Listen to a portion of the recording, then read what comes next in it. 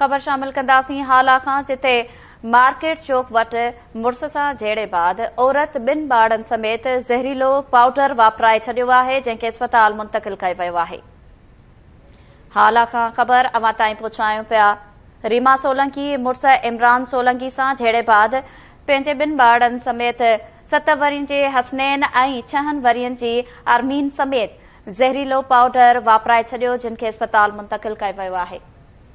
तफ़सील मालूम कंदासीं। लाइन ते मौजूद आहे KTN न्यूज़ जो रिपोर्टर अल्ताफ़ मेमण। जी अल्ताफ़, छा तफ़सील आहिनि?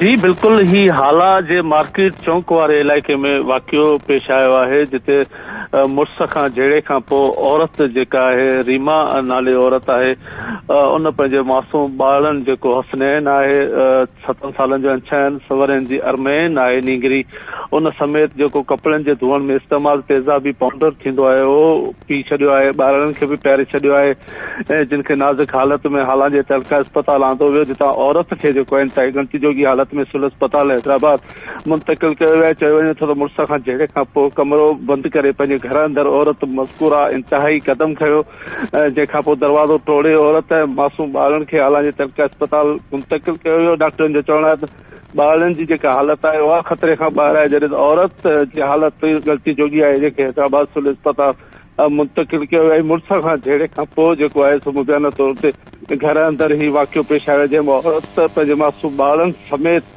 जेको आहे सो ही ज़हरीलो जेको पाउडर आहे, तेज़ाबी पाउडर आहे, उहो वापराए छॾियो आहे, जंहिं सबबि गंती जोगी हालत में औरत खे सिविल अस्पताल हैदराबाद मुंतक़िल कयो वियो आहे। जी वॾी महिरबानी नाज़रीन, हाला खां अल्ताफ़ मेमण तफ़सील ॾिना आहिनि।